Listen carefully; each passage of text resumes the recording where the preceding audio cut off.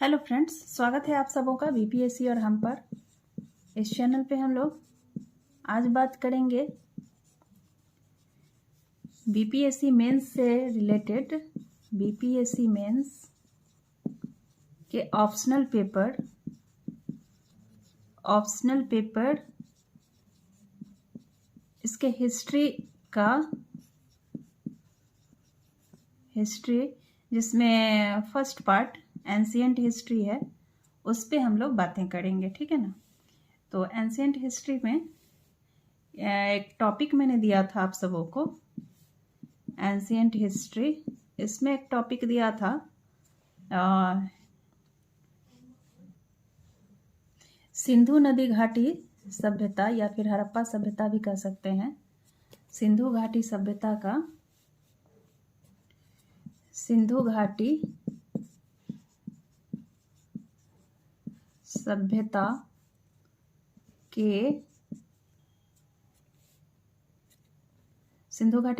के नगर नियोजन की विशेषताएं, यही था हमारा टॉपिक। ग्रुप में दिया था आप सबों को ये टॉपिक, इस पे लिखने के लिए या बोल सकने के लिए, जो भी करना चाहते हो उसके लिए। तो बहुत से स्टूडेंट्स के कमेंट्स और पीडीएफ्स आए हैं, लेकिन आज हम लोग जो फाइनल पीडीएफ को फाइनलाइज करते हुए इस क्वेश्चन का आंसर फाइनलाइज करेंगे इस चैनल पे। तो जैसा कि क्वेश्चन देखा था हमने, 67th बीपीएससी मेंस के लिए इम्पोर्टेंट है। ठीक है। इसमें क्वेश्चन था सिंधु घाटी सभ्यता के नगर नियोजन की विशेषताएं बताइए। ठीक है।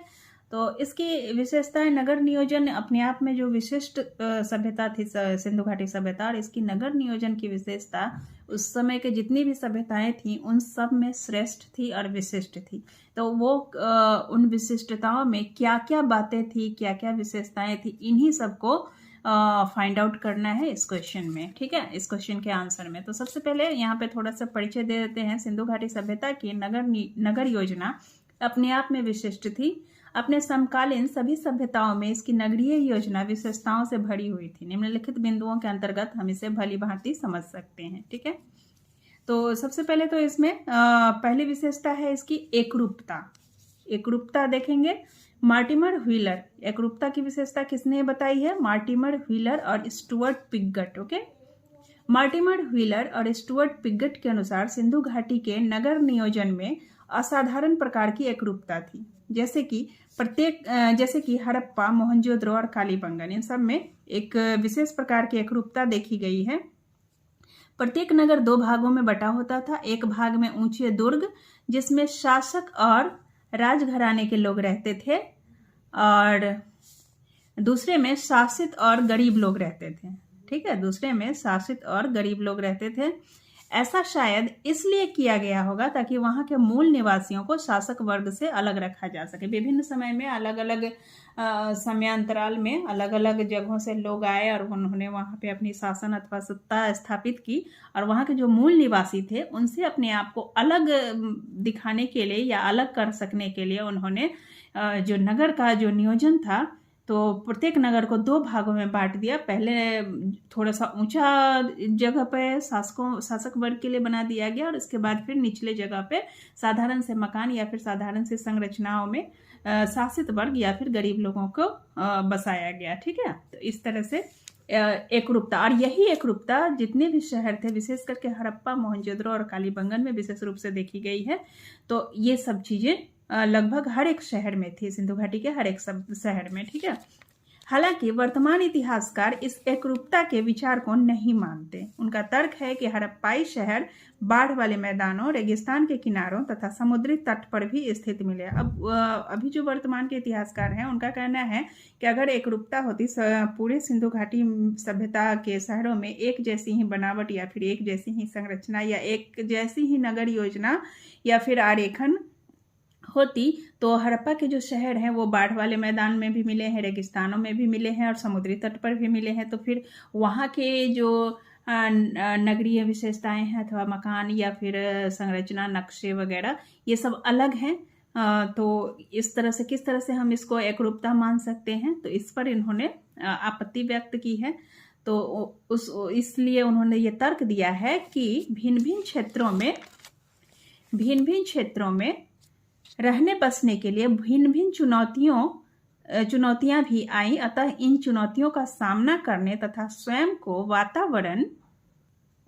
वातावरण के अनुसार ढालने के क्रम में उन्हें अपनी नगर योजना और जीवन शैली में भी परिवर्तन करने को विवश होना पड़ा। अभी वर्तमान के जो इतिहासकार हैं उनका कहना था कि अलग अलग जगहों पर भी हड़प्पा शहरों के जो निर्माण है वो मिले हैं। तो अलग अलग जगहों पे जैसे बाढ़ वाले इलाकों, रेगिस्तानी मैदानों अथवा समुद्र तटों पे शहरों का मिलना इस बात का यह परिचायक है कि अलग अलग वातावरण में उन्होंने अलग अलग तरीके की चुनौतियों का उन्होंने सामना किया और उन चुनौतियों का सामना करने में उन्हें अपने जीवन यापन के तरीकों को भी बदलने पर विवश होना पड़ा। और इस कारण अलग अलग जगहों की घरों की बनावट, भवनों की बनावट या फिर नगर योजना की संरचनाएं अलग अलग भी थी। कुछ मामलों में, सभी में एकरूपता नहीं थी, कुछ मामलों में थी। ठीक है, तो इस तरह से ये हो गया, एकरूपता हो गई नगर योजना की पहली विशेषता। दूसरी है मुख्य केंद्रों के रूप में नगर। ये नगर जो थे मुख्य केंद्रों के रूप में भी बसाए गए थे। तो नगर दो भागों में विभाजित थे। पश्चिम में दुर्ग और पूर्वी सिरे पर नगर बसे हुए थे। दुर्ग ऊंचे चबूतरे पर होते थे। चबूतरे कच्ची ईंटों के बने होते थे। दुर्ग इन्हीं चबूतरों पर स्थित होते थे। प्रत्येक दुर्ग में बड़े बड़े भवन होते थे। इन्हें देखकर यह अनुमान लगाया जाता है कि संभवतः ये मुख्य प्रशासनिक अथवा धार्मिक केंद्र होते थे। ये मुख्य केंद्र के रूप में नगर बसाए गए थे। इन्हें प्रशासनिक और धार्मिक केंद्र के रूप में माना गया है। हड़प्पा और मोहनजोदड़ो में दुर्ग के चारों ओर ईंटों की दीवारें होती थी। ईंटों की दीवारें भी मिली है हड़प्पा और मोहनजोदड़ो के शहरों में। ठीक है, कालीबंगन में ऊंचाई पर स्थित दुर्ग और निचले शहर दोनों के चारों ओर दीवारें थी। तो ये हो गया मुख्य केंद्रों के रूप में नगर। और तीसरी विशेषता नगर योजना की, सिंधु घाटी सभ्यता के नगर योजना की सड़क निर्माण की योजना। अब सिंधु घाटी सभ्यता में सड़कों की संरचना या फिर बनावट भी अपने आप में विशिष्ट थी, जो कि आज भी फॉलो किया जाता है, आज भी उसका अनुसरण किया जाता है। तो देखते हैं सड़कें कैसी थी। सड़कें उत्तर से दक्षिण की ओर जाती थी और एक समकोण बनाती थी। ठीक है, बड़ी और चौड़ी सड़कें होती थी, साफ सुथरी भी होती थी। अब यहाँ पर इसी बीच में एक आरेख भी बना देंगे। सिंधु घाटी सभ्यता के नगर नियोजन की विशेषताओं को इसमें फाइनलाइज करते हुए एक आरेख भी बना देंगे। ठीक है, इसको मैं करती हूँ। आरेख के रूप में आप देख सकते हैं, ये जो है सिंधु घाटी सभ्यता के नगर नियोजन की विशेषताएं, इसको एक आरेख में मतलब कि फ्रेमिंग करके इसको लिख दिया है, जिसमें नगर की संरचना या बनावट, जो कि नगरों में जो मुख्य भवन थे उन सब की संरचना जो है यहाँ पे देख सकते हैं। एकरूपता, मुख्य केंद्रों के रूप में नगर, सड़क निर्माण योजना, नगर पालिका अथवा नगर प्रशासन व्यवस्था या नालियाँ एवं स्वच्छता प्रबंधन। नालियाँ वहाँ की अपने आप में वहाँ स्वच्छता और अपशिष्ट निपटान जो कहते हैं वो सब, वेस्ट मैनेजमेंट, इसकी व्यवस्था अपने आप में सर्वोत्तम थी, जो कि उस समय की जितनी भी सभ्यताएं थी उन सब में नहीं देखने को मिली है। तो वेस्ट मैनेजमेंट यहाँ पे सिंधु घाटी सभ्यता में अपने आप में विशिष्ट थी। उसके अलावा गोदीबाड़ा भी मिला है। लोथल इसका बहुत ही अच्छा उदाहरण है, गुजरात में लोथल। ठीक है, कुछ विशाल इमारतें भी थी, जैसे कि मोहनजोदड़ो का विशाल स्नान कुंड एवं अन्न भंडार, हड़प्पा का अन्न भंडार, उच्चाधिकारी का निवास स्थान, सभा कक्ष, अग्निकुंड, ये सब थे। ठीक है, और इसके अलावा जो आम लोगों के घर होते थे शहरों में, वो कैसे होते थे, तो इसमें धनी और निर्धन के मकान संरचना में विभिन्नता होती थी। बड़े और छोटे मकान पाए गए हैं। चौरस प्रांगण होते थे, मतलब आंगन उसमें बड़ा और चौरस होता था, चौड़े होते थे। प्रवेश द्वार सड़कों के विपरीत दिशा में। अब यहाँ पे देखते हैं, मुख्य सड़क की तरफ न खुल करके जो मुख्य मेन गेट होता था वो पीछे की तरफ खुलता था। ठीक है, ये एक अपने आप में एक नई चीज देखने को मिली है। और कारीगरों के दुकान आदि भी देखने को मिले हैं। ठीक है, तो हम लोग बात कर रहे थे सड़क निर्माण की योजना। तो सड़क निर्माण की योजना में सड़कें उत्तर से दक्षिण की ओर जाती थी और समकोण बनाती थी। इसके बाद है आपको, सड़कें चौड़ी और साफ सुथरी होती थी। सड़क जो थी सिंधु घाटी सभ्यता की, ये चौड़ी और साफ सुथरी होती थी। मोहनजोदड़ो और कालीबंगन में अलग अलग ब्लॉकों में अलग अलग तरह की सड़कें और गलियां थी, इसलिए ऐसा अनुमान किया जाता है कि संभवतः इनका निर्माण अलग अलग समयों में किया गया होगा। ठीक है, अलग अलग समय में निर्मित हुई होंगी और इसीलिए मोहनजोदड़ो और कालीबंगन में सड़कें और गलियां अलग अलग तरह की होती थी। ठीक है, अब आते हैं जो अभी अभी हमने बात की वेस्ट मैनेजमेंट यानी कि अपशिष्ट निपटान, तो वो कैसा था? नगर पालिका अथवा नागरिक प्रशासन व्यवस्था, नालियां एवं स्वच्छता प्रबंधन, यह अपने आप में विशिष्ट व्यवस्था थी सिंधु घाटी सभ्यता की। सिंधु घाटी के लोग नालियों के निर्माण में अत्यंत निपुण थे। गली कूचे में जल के निकास के लिए ईंटों की नालियां बनी हैं। कुछ नालियां 9 इंच चौड़ी और 1 फुट गहरी हैं। ठीक है, 1 फुट गहरी हैं। बड़ी नालियां पत्थरों से बनी और ढकी हैं। लंबी नालियों में कुछ कुछ अंतर पर छेद बने हैं ताकि उन्हें सुगमता पूर्वक साफ किया जा सके। बरसाती पानी और घरों के मल मूत्र के बहने के लिए मलकूप बने हैं। ठीक है, घर में जो मलमूत्र होते थे उनको बहाने के लिए भी मलकूप बने हुए हैं। ठीक है, घरों से बहने वाला बेकार पानी नालियों से होकर बड़े नालों में चला जाता था जो सड़कों के किनारे एक सीध में बनाए जाते थे। समकालीन किसी भी अन्य सभ्यता में इतना नियोजित स्वच्छता प्रबंधन देखने को नहीं मिलता जितना कि सिंधु घाटी सभ्यता में मिलता है।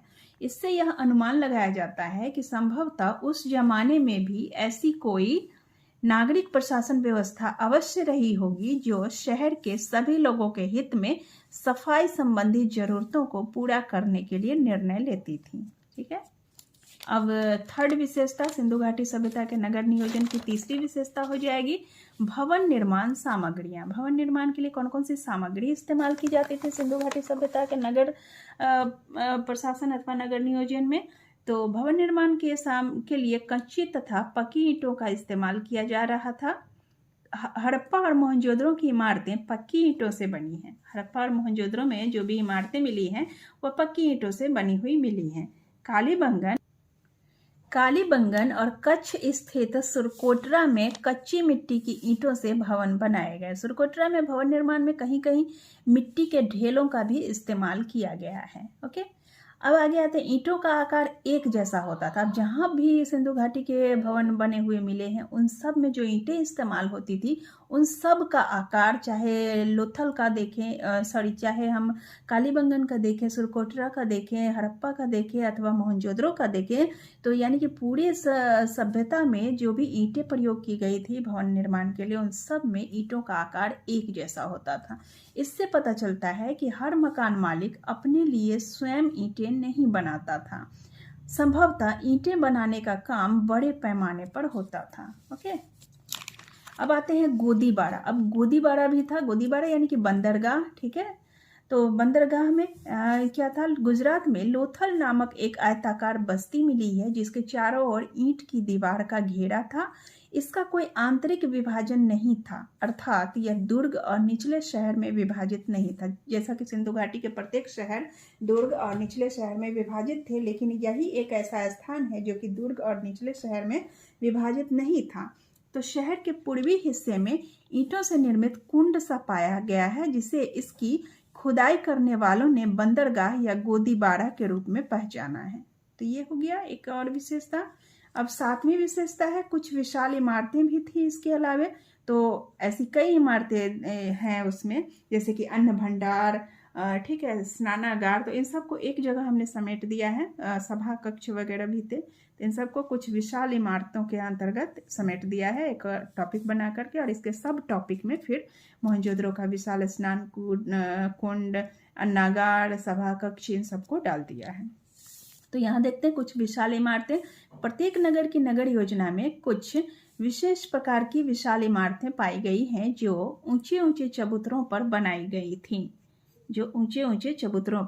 गई थी।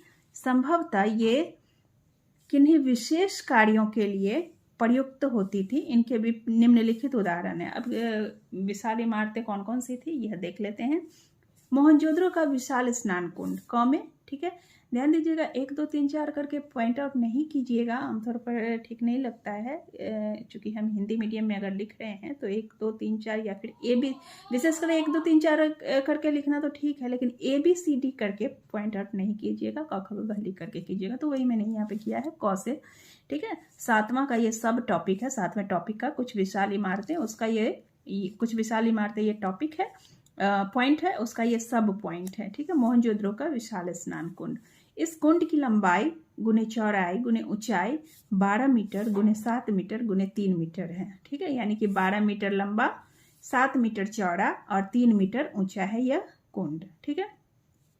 ईंटों से बने इस कुंड तक पहुंचने के लिए दोनों तरफ सीढ़ियां हैं। ईंटों से बने इस कुंड तक पहुंचने के दोनों तरफ सीढ़ियां हैं और कुंड के तल को डामर से जलरोधी बनाया गया था। जलरोधी बनाना आवश्यक था, वरना अगर तल जलरोधी नहीं रहेगा तो फिर टिकेगा नहीं, ठीक है, और पानी सोख लिया जाएगा। तो इसलिए जलरोधी बनाया गया था, इसके लिए डामर का प्रयोग किया गया था। पास के ही एक कक्ष में बने बड़े कुएं से इसमें पानी आता था। पानी निकालने के लिए एक ढलवां नाली थी। कुएं के चारों तरफ मंडप और कमरे बने होते थे। विद्वानों का मत है कि इस स्थान का उपयोग राजाओं अथवा पुजारियों के धार्मिक स्नान के लिए किया जाता था, अथवा सार्वजनिक स्नान के लिए भी किया जाता रहा होगा, ठीक है। तो इस स्थान का उपयोग राजाओं और पुजारियों के धार्मिक स्नान के लिए किया जाता था। अब आते हैं मोहनजोदड़ो का अन्न भंडार। दूसरी महत्वपूर्ण इमारत है मोहनजोदड़ो का अन्न भंडार। इसमें ईंटों के बने 27 खंड हैं, जिनमें प्रकाश के लिए आड़े तिरछे रोशनदान बने हुए हैं। अनाज को ऊपर पहुंचाने के लिए इनमें ईंटों के खांचे बनाए गए थे। हालांकि कुछ विद्वान इसके अन्न भंडार होने पर संदेह करते हैं, किंतु इस बात से इनकार नहीं किया जा सकता कि इस इमारत का प्रयोग किसी खास कार्य के लिए किया जाता होगा, ठीक है। अब किस लिए इनकार करते हैं, इसको अन्नागार नहीं मानते हैं, इस पर विवाद न करते हुए हम लोग सीधा डायरेक्ट निकल आएंगे। संदेह व्यक्त करते हैं या तो लिख देंगे, लेकिन फिर उसको मतलब उस ज़्यादा लंबे डिटेल में जाने से बचते हुए सीधा हम लोग बाहर निकल आएंगे। किंतु इस बात से इनकार नहीं किया जा सकता कि इस इमारत का प्रयोग किसी खास कार्य के लिए किया जाता होगा, ठीक है। आगे बढ़ते हैं। दूसरा है सब टॉपिक, तीसरा, यानी कि हड़प्पा का अन्न भंडार। एक मोहनजोदड़ो का अन्न भंडार था और यहाँ पे हड़प्पा के अन्न भंडार की बात हो रही है। दो अन्न भंडार मिले हैं। ये ईंटों के चबूतरे पर बने हुए थे। हड़प्पा वाले जो अन्न भंडार थे, ये ईंटों के चबूतरे पर बने हुए थे, जो अन्न भंडारों को नींव प्रदान करते थे। 6 अन्न भंडारों की 2 कतारें थी। मोहनजोदड़ो में क्या था, 27 खंड बना हुआ था, ईंटों के 27 खंड थे, ठीक है। यहाँ पे मोहनजोदड़ो के अन्न भंडार में ईंटों के बने हुए 27 खंड थे और हड़प्पा के अन्न भंडार में 6 अन्न भंडारों की 2 कतारें थी। इसके दक्षिण में ईंटों के गोल चबूतरों की कई कतारें थी। फर्श की दरारों से गेहूं और जौ का भूसा मिला है, जो यह सिद्ध करता है कि इन गोल चबूतरों का इस्तेमाल अनाज गाहना कहते हैं। अनाज को भूसी से अलग करने के लिए जो प्रक्रिया अपनाई जाती है उसको गहाई कहा जाता है, ठीक है। तो अनाज गहाई के लिए किया जाता था। इन गोल चबूतरों का इस्तेमाल अनाज गहाई के लिए किया जाता था। अब आगे है उच्चाधिकारी का निवास स्थान। अब यहीं पे एक विशिष्ट प्रकार का बना हुआ मिला है, एक मतलब कि भवन या फिर एक रूम कह सकते हैं, वह मिला है।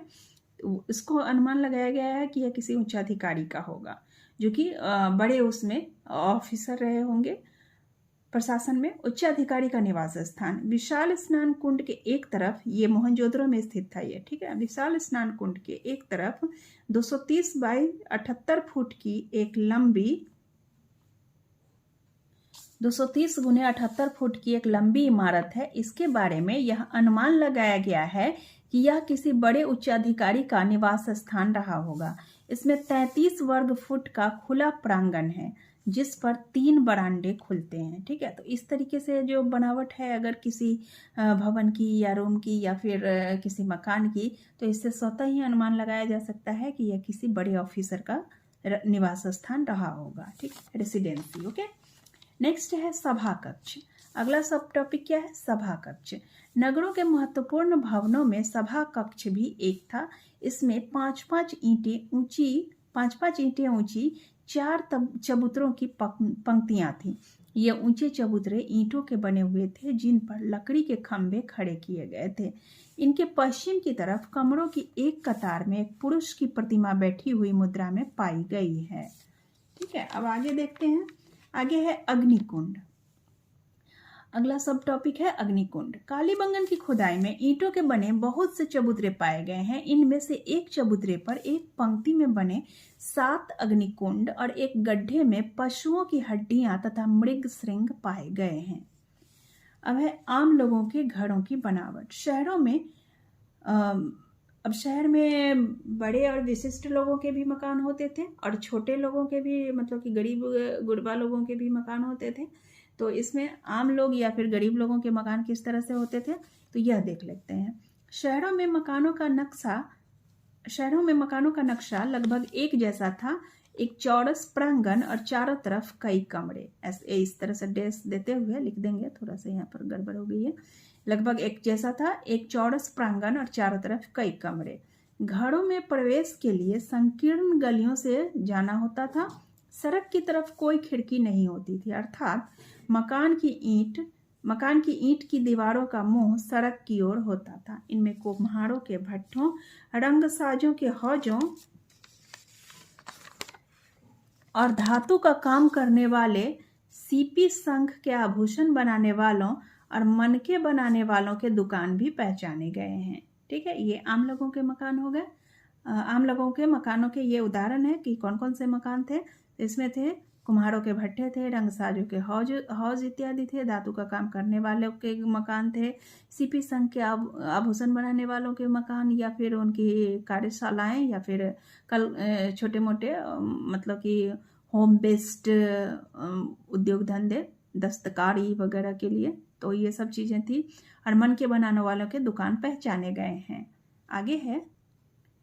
आगे है बड़े मकानों में आंगन और 12 तक कमरे होते थे। जो मकान इसमें बड़े होते थे उसमें एक बड़ा सा आंगन होता था और उसके साथ साथ लगभग 12 कमरे होते थे। अधिक बड़े मकानों में कुएं, शौचालय एवं गुसलखाने भी थे। बड़े मकानों में कुएं भी होते थे, शौचालय होते थे, बाथरूम होते थे, ये सारी चीजें होती थी। ठीक है, निचले शहरों में औसत दर्जे के नागरिक रहते थे, जिनके भवन समूहों में होते थे। यहाँ भी घरों के आकार प्रकार में विविधताएं पाई गई हैं। बड़े बड़े मकानों में धनी वर्ग के लोग रहते थे, जबकि मजदूर अथवा दास वर्ग एक कोठरी वाले मकान अथवा बैरकों में रहते थे। ठीक है, अब आगे है। इस प्रकार यह कह सकते हैं कि सिंधु घाटी सभ्यता की नगर नियोजन की विशेषताएं अपने आप में विशिष्ट थीं। अपने समकालीन अन्य सभी सभ्यताओं से हड़प्पा की नगर योजना बेजोड़ एवं श्रेष्ठ थी। यही कारण है कि आज भी हम कहीं न कहीं इन विशेषताओं का दोहराव कर रहे हैं। कई सारी विशेषताओं का, हड़प्पा की नगर योजना की कई सारी विशेषताओं का आज भी दोहराव हो रहा है। हम अपने घरों में भी कई सारी चीज़ों का अभी तक यूज कर रहे हैं, जैसे कि चौड़ी सड़कें, साफ सुथरी सड़कें, साफ सुथरा रहना, किचन की साफ सफाई, या फिर यह भी कह सकते हैं अपशिष्ट प्रबंधन, ये सब चीज़ें। और इसके अलावा आम जन के घरों में देख लीजिए ओखली, मूसल, ठीक है, ये सब चीज़ें आज भी गांव में देखने को मिल जाती। बैलगाड़ियाँ, ये भी चीज़ें आज भी देखने को मिल जा रही हैं। तो इन सब चीज़ों का दोहराव अभी तक हो ही रहा है। ठीक है, तो इस तरह से सिंधु घाटी सभ्यता के नगर नियोजन की विशेषताएं हो गई। तो इसको आप एक बार अच्छे से एक बार और रिपीट करके वीडियो को देख लीजिएगा। और अगर आपको इसकी PDF चाहिए तो इनबॉक्स में इसका लिंक दिया गया है, तो वहाँ से आप इसको डाउनलोड कर सकते हैं। तो वीडियो को पूरा वॉच करने के लिए धन्यवाद। मिलेंगे फिर एक नेक्स्ट वीडियो में किसी दूसरे टॉपिक को लेकर। धन्यवाद।